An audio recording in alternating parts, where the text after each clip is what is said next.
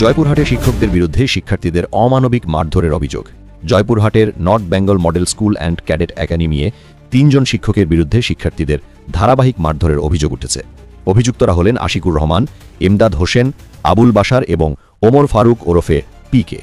শিক্ষার্থী ও অভিভাবকরা জানিয়েছেন, দীর্ঘদিন ধরে শিক্ষার্থীরা অমানবিকভাবে শারীরিক শাস্তির শিকার হচ্ছেন।